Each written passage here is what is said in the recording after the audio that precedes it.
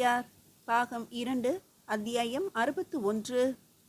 கோதுமை உடைந்த நிறத்தில் ஸ்ரீ குந்தவை தேவி பிராட்டி வல்லவரையர் வந்தியத்தேவரின் மனைவி, சோழ மன்னன் உடையார் ஸ்ரீ ராஜராஜ தேவரின் தமக்கையார், இளவரசர் ஸ்ரீ ராஜேந்திரரின் அத்தையார் அந்நிய தேசத்து வீரர்களுக்கு நடுவே வந்து அமர்ந்து கொண்டதும் அந்த பாண்டிய தேசத்து வீரர்கள் திகைத்து போனார்கள். நல்ல உயரம், உயரத்தை இன்னும் அதிகரித்து காட்ட வேண்டும் என்று கொண்டையை உயர தூக்கி போட்டிருந்த கெட்டிக்காரத்தனம், தோளில் எந்நேரமும் சால்வை போர்த்தி கொண்டு நடமாடுகின்ற புத்திசாலித்தனம், ஆண்கள் எவ்விதமாகவும் பார்த்துவிடக்கூடாது என்று கழுத்திலிருந்து இடுப்பு வரை நன்கு மறைத்து கொண்டு அதன் மீது கெட்டியான தங்க நகைகளை போட்டுக்கொண்டு வளையல்களை எதிரே உள்ளவர்கள் ஞாபகம் வைத்து கொள்ள வேண்டும் என்று கல் வளையலும் பல்வேறு கொடி வளையல்களும் போட்டு அவைகளை ஆட்டிக்கொண்டே பேசுகின்ற நளினம், நிதானமாக கனமான குரலில் விசாரிப்பு, கட்டளைகளை சொல்லுகின்ற சூட்சுமம். ஒரு இடத்திற்கு வரும்போது மிக பெரிய ஆரவாரம் இல்லாமல் வெகு சில வீரர்களுடன், குறிப்பாய் இடுப்பில் கத்தி ஏந்திய பெண் வீரர்களுடன் வருகின்ற புதுமை போன்றவற்றால் குந்தவை பிராட்டி மக்களிடையே அதிகம் பேசப்பட்டார். அவர் வந்து அமர்ந்ததும் பாண்டிய வீரர்கள் திகைத்து எழுந்து நின்றார்கள். வெட்கத்தால் தவித்து பின்னடைந்து முகம் திருப்பிக் கொண்டார்கள். இந்த இடத்தில் எதற்கு நிற்பானேன் என்று 2 பேர் நழுவியும் நகர்ந்து போனார்கள். போனவர்களை வலுக்கட்டாயமாக கொண்டு வந்து தன் எதிரே குந்தவை பிராட்டி நிற்க வைத்தார். ஏன் என்னை கண்டதும் நகர்ந்து போகிறீர்கள் என்று கேட்டார். அவர்கள் அதிகம் உளறினார்கள். அந்த இடம் சிரிப்பாயிற்று. பாண்டிய வீரர்களின் சங்கடம் என்ன என்று குந்தவை பிராட்டிக்கு தெரிந்திருந்தது. பெண்களோடு பாண்டிய வீரர்களுக்கு பேசி பழக்கமில்லை. அவர்கள் எல்லாம் வெறுமே வீட்டிற்குள் குரல் கொடுத்து பேசுகிறவர்கள். அங்கிருந்து குரல் வரும், அதை கேட்டு எதிரொலிக்கிறவர்கள். இப்படி நேருக்கு நேர் உட்கார்ந்து அந்நிய பெண்களோடு பேசி அவர்களுக்கு பழக்கமில்லை. அதுவும் அழகான பெண்களோடு பேசி சுத்தமாக பழக்கமில்லை. பாண்டிய வீரர்களின் குழப்பத்தை புரிந்து கொண்டு குந்தவை பிராட்டி அதை மெல்ல நீக்கினார். யார் என்ன தொழில் செய்கிறீர்கள்? எல்லோருமே வேளாளர்களா? வேறு தொழில் செய்கிறவர்களும் இருக்கிறீர்களா? பாண்டிய தேசத்தில் எப்படி பயிர் விளைகிறது? வைகையில் எப்போதெல்லாம் வெள்ளம் வரும்? வெள்ள சேதம் அதிகம் இருக்குமா என்றெல்லாம் கேட்டார். சரி, பூஜையை ஆரம்பியுங்கள், நானும் கலந்து கொள்கிறேன் என்றார். பூஜை முடியும் வரை அமைதியாக இருந்தார். பாண்டிய வீரர்களுக்கு இந்த மரியாதை மிக பெரிய நெகிழ்ச்சியை கொடுத்தது. யார் இந்த சிலையை நிறுவியது? யார் இப்படி வழிபாடு செய்ய வேண்டும் என்று ஆசைப்பட்டது? குந்தவை பிராட்டியார் குறிப்பாக வினவ, 40 வயது கடந்த ஒரு பாண்டிய வீரன் மெல்ல முன்னேறி வந்து வணங்கினான். நான் வைணவ சம்பிரதாயப்படி திருச்சின்னங்கள் இட்டு தீட்சை வாங்கியிருக்கிறேன். என் தோளில் சங்கும் சக்கரமும் பொறிக்கப்பட்டிருக்கின்றன. நான் பூஜை செய்வதற்கு தகுதி உடையவன். பூஜை செய்துதான் உணவு உண்ணுவேன் என்று சத்தியம் செய்தவன். அந்த சத்தியமெல்லாம் மீறி போய்விட்டது. படையெடுப்பில் சிறைப்படுத்திய போது இந்த சத்தியம் கடைபிடிக்க முடியாமல் மானசீகமாய் பூஜையை நடத்தி உணவு எடுத்து கொண்டிருந்தேன். உங்கள் மருமகனார் ஸ்ரீ ராஜேந்திர சோழர் பெரும் மனம் வைத்து எங்களுக்கு நந்தவனம் அமைத்து சிலையும் நிறுவ இடம் கொடுத்தார் என்று பணிவாக கூறினான். இல்லை, இது ராஜேந்திர சோழனுடைய அன்பினால் ஏற்பட்டது அல்ல. உங்களுடைய மானசீக பூஜையின் வலுவினால் ஏற்பட்டது. மனதிற்குள் இடையராது நீங்கள் பூஜை செய்ய, வெளியே சோழ மண்டலத்தில் பூஜை நடத்து என்று ஸ்ரீமன் நாராயணன் உங்களை பணித்து விட்டான். இந்த இடம் மிக அழகாக இருக்கிறது. துளசியால் அல்ல, சிலையால் அல்ல, உங்களை போன்ற பக்தர்களுடைய இடையராத நாம ஜபத்தால் இந்த இடம் மிக ஒளிர்வாக இருக்கிறது. நீங்கள் இங்கேயே தங்கிவிடுகிறீர்களா என்று கூர்மையாக அவனை பார்த்தபடி கேட்டார் குந்தவை நாச்சியார். அந்த 40 வயது வீரன் விவரம் தெரியாமல் அவரையே பார்த்து கொண்டிருந்தான். இந்த இடத்தில் மிக பெரிய கற்றளி அமைத்து நல்ல கற்சிலை எழுப்பி ஒரு விண்ணகரம் கட்டுவோம். வாஸ்து சாஸ்திரப்படியும் வைணவ சம்பிரதாயப்படியும் ஆங்காங்கே சன்னதிகள் அமைப்போம். இதற்கு என்ன செலவானாலும் அதை நான் ஏற்றுக்கொள்கிறேன். நான் சைவ சமயத்தை சேர்ந்தவளாக இருந்தாலும் வைணவ சம்பிரதாயங்கள் மீது எனக்கு காதல் உண்டு. கண்ணனின் கதைகள் மீது எனக்கு பிடித்தம் உண்டு. ஆழ்வார்களின் சரிதங்களையும் சில பிரபந்தங்களையும் கேள்விப்பட்டிருக்கிறேன். சோழ சாம்ராஜ்யத்தில் விண்ணகரம் அதிகம் இல்லை. நீங்கள் பாதுகாப்பதாக இருந்தால், நீங்களே பராமரிப்பதாக இருந்தால் இந்த விண்ணகரம் உடனடியாக எழுப்புகின்ற வேலைகளை தருகிறேன். நீங்களே முதன்மையாக இருந்து இந்த விண்ணகரத்தை கவனித்துக் கொள்ள வேண்டும். உங்கள் பரம்பரையினர் இந்த விண்ணகரத்தை பாதுகாக்க வேண்டும். உங்களால் இயலுமா? அல்லது பாண்டிய தேசம் போக வேண்டுமா? குந்தவை பிராட்டி மிருதுவாக கேட்டார். அந்த பாண்டிய வீரன் மெல்ல தலை தூக்கினான். அவன் கண்களில் நீர் கோர்த்திருந்தது. மெல்ல முன்னேறி வந்து குந்தவை பிராட்டியின் முன்பு வணங்கினான். குந்தவை பிராட்டி வேண்டாம் என்று மறுத்தாலும் நெற்றியில் நிலம் பதிய சிறிது நேரம் வணங்கி அழுதுவிட்டு பின்பு எழுந்தான். நான் பாண்டிய தேசம் போக விரும்புகிறேன். மதுரையிலிருந்து 3 நாட்கள் நடந்தால்தான் என்னுடைய கிராமத்துக்கு போக முடியும். அங்கு போய் அங்கு வாழும் என் குல மக்களில் நல்லவர்களை தேர்ந்தெடுத்து என் மனைவியையும் 2 மகன்களையும் என் கூடவே கூட்டி வந்து இந்த இடத்தில் குடியேற விரும்புகின்றேன். நான் வந்து சேர்ந்ததும் இங்கு நீங்கள் சொன்னபடி விண்ணகரம் கட்டிவிடலாம். பிறகு சோழ தேசத்தையே என்னுடைய தேசமாக நான் மாற்றிக்கொள்ள விரும்புகிறேன். பாண்டியன் என்கின்ற பட்டத்தை துறந்து வெறும் வைஷ்ணவனாக இருக்கவே நான் விரும்புகிறேன். பாண்டிய தேசத்தில் விண்ணகரம் அமைப்பதும் வைஷ்ணவ சம்பிரதாயத்தை கடைபிடிப்பதும் மிக எளிதாக நடைபெற முடியும். சைவர்கள் மிகுந்த இந்த இடத்தில் ஒரு விண்ணகரம் கட்டித்தருகிறேன் என்று நான் சமைத்த ஒரு மண் பொம்மைக்கு மரியாதை கொடுத்திருக்கிறீர்கள். எங்கள் அனைவரையும் உயர்த்தி வைத்திருக்கிறீர்கள். நாங்கள் ஒவ்வொருவராக பாண்டிய தேசம் போய் வர அனுமதிக்க வேண்டும். வந்த எங்கள் குடும்பத்தாருக்கு நீங்கள் அடைக்கலம் தர வேண்டும். எங்களை சோழ மக்களாக ஏற்றுக்கொள்ள வேண்டும். பிறகு இந்த விண்ணகரத்தை கண்ணும் கருத்துமாக காப்பேன். இந்த விண்ணகரம் உங்கள் பெயர் சொல்லும். குந்தவை நாச்சியார் விண்ணகரம் என்று அழைக்கப்படும். எதற்கு என் பெயர்? உங்கள் பெயர் இருப்பதுதான் நல்லதம்மா. ஏன்? ஒரு பாண்டிய தேசத்து போர் வீரன் சோழ தேசத்தில் வந்து விண்ணகரம் அமைப்பதா என்று யாரும் கேட்பதற்கு முன்பு அந்த விண்ணகரத்தின் பெயர் கேட்பார்கள் அல்லவா? அந்த விண்ணகரத்திற்கு குந்தவை நாச்சியார் விண்ணகரம் என்று பெயர் வைத்துவிட்டால் அடுத்த பேச்சு எழவே எழாதல்லவா? சோழ குலக்குடி குந்தவை நாச்சியாரே இதற்கு ஏற்பாடுகள் செய்திருக்கிற பொழுது எதிர்க்க இங்கு எவருக்கும் துணிவு வராதல்லவா? அப்படி எவரும் எதிர்க்காத பட்சத்தில் இந்த கோயில் மிக சிறப்பாக வளர்ந்துவிடும். பெருமாள் பெயர் இருப்பதை விட உங்கள் பெயர் இருப்பது நல்லதம்மா என்று அந்த பாண்டிய வீரன் சொன்னதும் வளையல்கள் ஒலிக்க குந்தவை நாச்சி கை தட்டினார். நீ சேர தேசமோ? ஆமாம் அம்மா, சேர தேசத்துக்கும் பாண்டிய தேசத்துக்கும் உள்ள எல்லையில் பிறந்தவன். ஆனால் என்னுடைய எல்லை பாண்டிய தேசத்தில் தான் வருகிறது. சேர தேசத்து மக்களின் பழக்க வழக்கங்கள் எங்களுக்கு உண்டு. பேச்சிலிருந்து தெரிகிறது. பழக்க வழக்கங்களும் அதை உறுதிப்படுத்துகின்றன. பாண்டிய தேசத்து வீரர்கள் இவ்வளவு சூட்சுமமாக பேச மாட்டார்கள். நல்லது, நீங்கள் இப்போதே இந்த கணமே விடுதலை பெற்றவர் ஆவீர்கள். உங்களுக்கு சிறிதளவு பணமும் குத்தீட்டியும் ஒரு விடுதலை பத்திரமும் கொடுக்க சொல்கிறேன். பாண்டிய தேசம் போய் உங்கள் குடும்பத்தாரை அழைத்து வாருங்கள். வந்து இங்கு குடியேறுங்கள். சோழர்கள் மோசமானவர்கள் அல்ல என்று பாண்டிய மக்களுக்கு சொல்லுங்கள். யுத்தம் நடந்தாலும் யுத்தத்திற்கு பிறகு மிக மரியாதையாக மனித நேயத்துடன் நடத்துகிறார்கள் என்று அந்த மக்களுக்கு சொல்லுங்கள். சைவம் எங்களுக்கு உயிர் போன்றது. ஆனால் வைணவத்தை ஒரு காலம் நாங்கள் வெறுக்கவில்லை என்று உங்கள் மக்களிடம் சொல்லுங்கள்.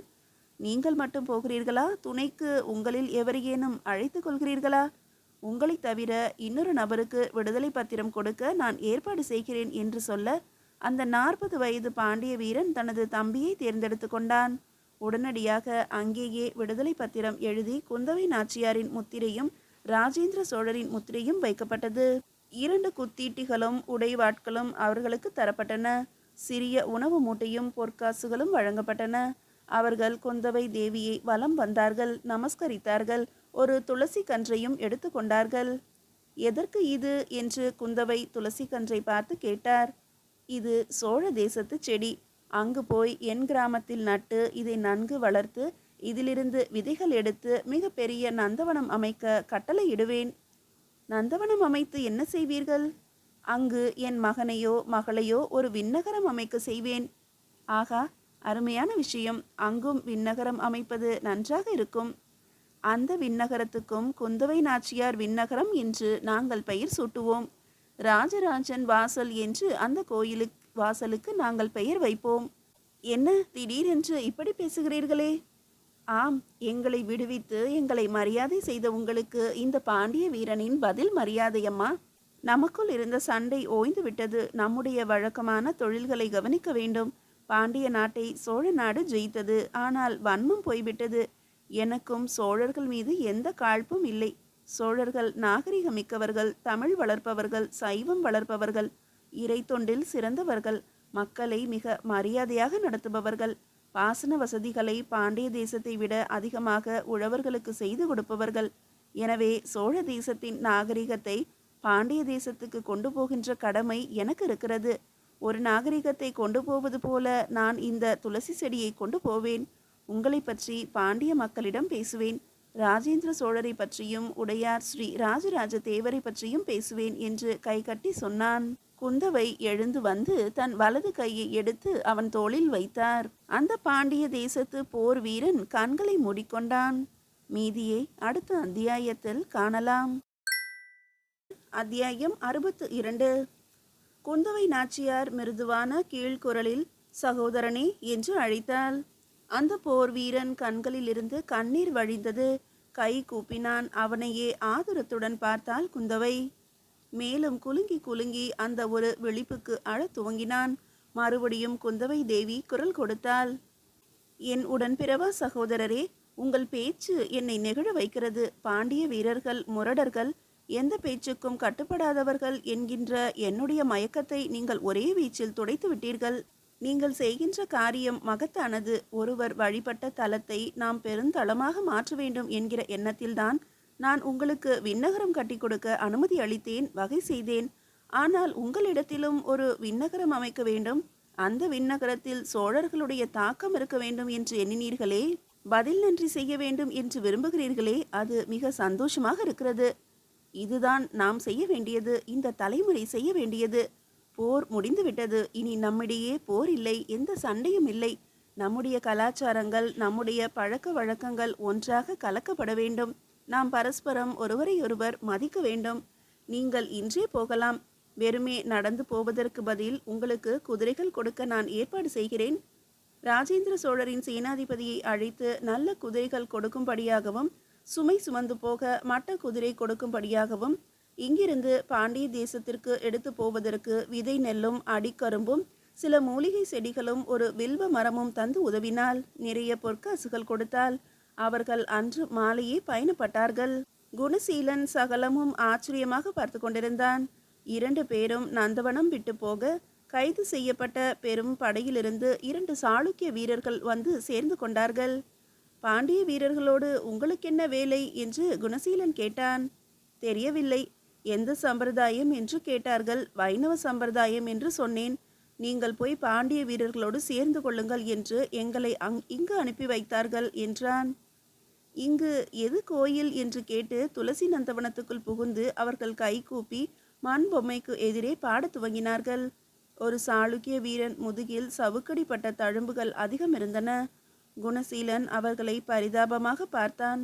அன்று இரவு அவர்கள் அந்த நந்தவனத்தில் படுத்து தூங்கினார்கள். குந்தவை பிராட்டியார் வைணவத்தின் மீது இத்துணை பிரியத்துடன் இருக்கிறாரே, இது ஆச்சரியமாக இல்லை என்று ஒருவன் கேட்க குணசீலன் பதில் சொன்னான். நரி வாலாட்டுகிறது என்றால் அதற்கு நட்பு என்று பெயரல்ல, ஒரு ராஜதந்திரம். தான் பாண்டிய வீரர்கள் மீது கருணையோடு இருப்பதாக காட்டிக்கொள்ளுகின்ற ராஜதந்திரம். நாம் சோழ தேசத்தின் மீது இருக்கின்ற கோபத்தை மறந்துவிட வேண்டும் என்று அவர்கள் விரும்புகிறார்கள்.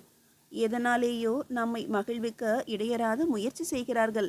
வீரர்களை தப்பவிட்டதும் இப்படித்தான். பாண்டிய வீரர்களை தப்ப விடுகிறார்களே தவிர சாளுக்கிய வீரர்களை ஒருபோதும் தப்ப அனுமதிப்பதில்லை. அடித்து நொறுக்குகிறார்கள். சிறிய தவறுக்கு கூட மிக பெரிய தண்டனை கொடுக்கிறார்கள். உணவில்லாமல் பட்டினி போட வைக்கிறார்கள்.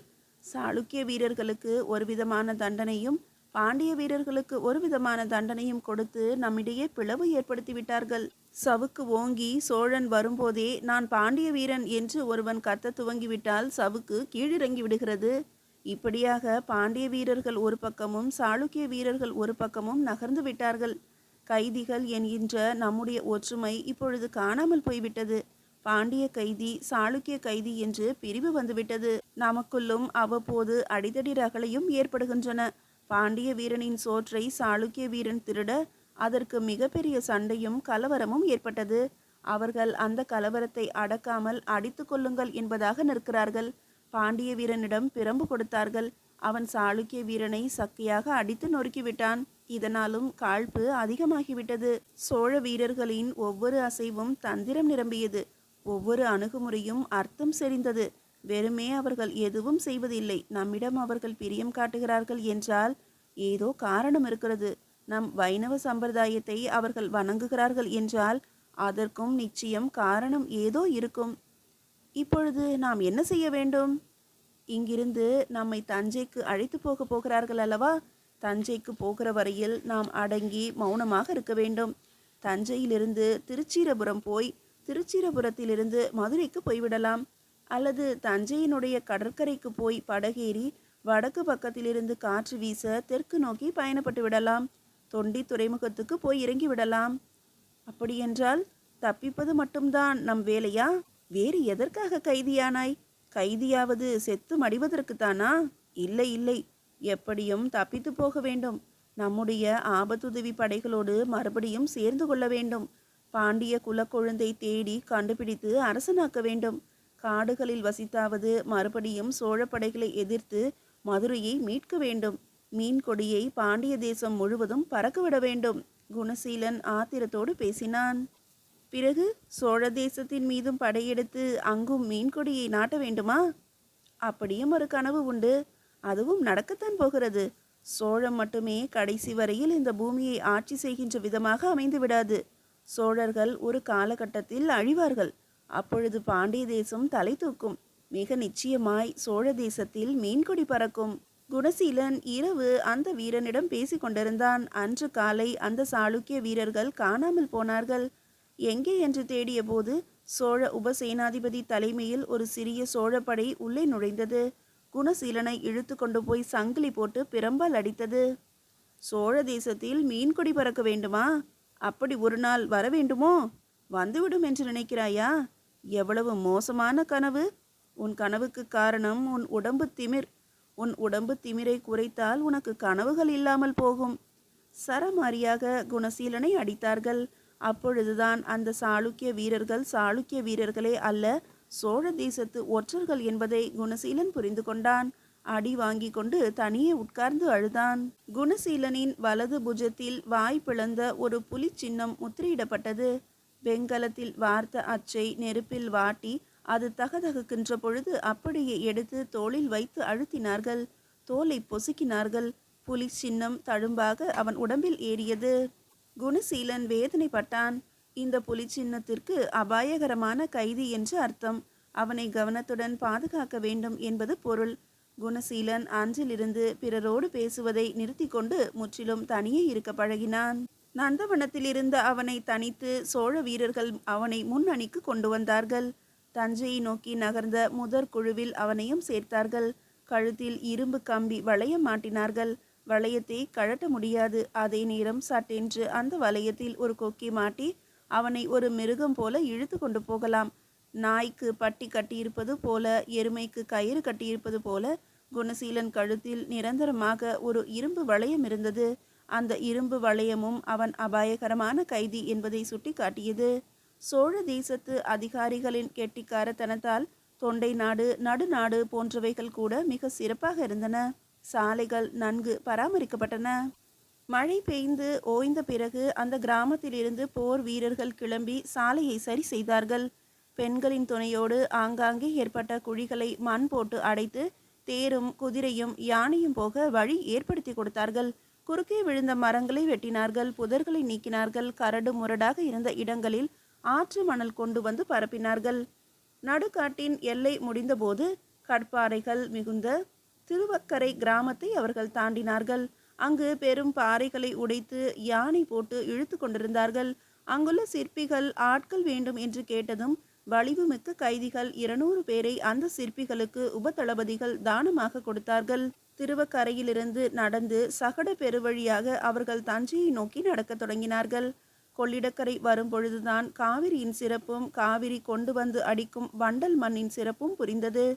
கரையோரத்தில் வளரும் செடிகளை பிடுங்கி வயலுக்கு கொண்டு போய் அங்கு வெட்டி போட்டு பசுந்தழையை உரமாக்கி அங்குள்ள வண்டல் மண்ணை வண்டிகளில் எடுத்து போய் வயல்களில் சாய்த்து பிறகு நாற்று நட வெகு சீக்கிரம் நெற்கதிர்கள் பிடித்து கொள்கின்றனவாம். மறுநாள் மாலை கொள்ளிடக்கரை தாண்டி தெற்கு பக்கம் கரை ஏறிய பொழுது வளமான தஞ்சை மண்ணுக்குள் நுழைகிறோம் என்ற ஆதங்கம் குணசீலனுக்கு அதிகம் இருந்தது.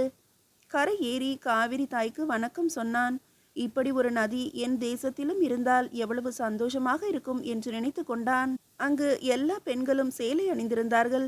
சேலைக்கு கரை வேறு நெய்யப்பட்டிருந்தது. எல்லா பெண்களிடமும் தங்க நகைகள் இருந்தன. தங்க காப்புகள் இருந்தன. காதுகளில் தங்க ஓலைகள் இருந்தன. சோழ பையன்கள் பலசாலிகளாக இடுப்பில் கோமணத்துடன் தலையில் சுற்றி கட்டிய 4 முழ வேட்டியுடன் அலைந்தார்கள். அரசர் வருவதை பார்த்ததும் வேட்டியை உதறி இடுப்பில் அணிந்து கொண்டு கைகளை மார்பின் குறுக்கே கட்டி நின்று கொண்டு கால்களை அகற்றி நின்றார்கள். ஆடுகள் கொழுத்து கிடந்தன. நிறைய குட்டிகள் ஆட்டு மந்தைகளில் தென்பட்டன. சாவா மூவா பேராடுகள் என்கிற மந்தை பல காணப்பட்டன. பசு கூட்டங்களிலும் மடி பெருத்த பல பசுக்கள் இருந்தன. கிராமங்கள் சுத்தமாக இருந்தன. பல வீடுகளில் சோழ கொடிகள் பறந்தன. அதிகாரிகள் உள்ள வீடு என்று அந்த கொடிகள் தெரிவித்தன. அந்த கிராமத்திற்கும் இன்னொரு கிராமத்திற்கும் இடையே செம்மையாய் பாதை போடப்பட்டு நடுவே இளைப்பார பந்தல் போடப்பட்டிருந்தது. அந்தனர் குடியிருப்புகளில் வெள்ளை கொடிகள் பறந்தன. வாசனையான உணவு தயாரிக்கப்படுவது பசு நெய்யின் நறுமணத்தின் மூலம் தெரிந்தது. அந்தணர்கள் வரிசையாக வந்து பூரண கலசம் கொண்டு வந்த உபதளபதிகளை வாழ்த்தி அவர்கள் மீது தெளித்தார்கள். அந்தன பெண்கள் மிக அழகாக இருந்தார்கள். அவர்களுடைய இயல்பான அழகுக்கு மேல் மை தீட்டி, கன்னங்களில் மஞ்சள் பூசி, உதட்டில் சாயம் எழுதி, முத்து மாலைகள் அணிந்து எவர் மீதும் படாமல் ஜாக்கிரதையாக நடந்து வந்தார்கள். கிணகிணவென்று மூக்கில் நீர் கோர்த்த குரலில் பேசினார்கள். அவர்களுடைய தலைமுடிகள் முதுகுக்கு கீழ் வரை தொங்கின.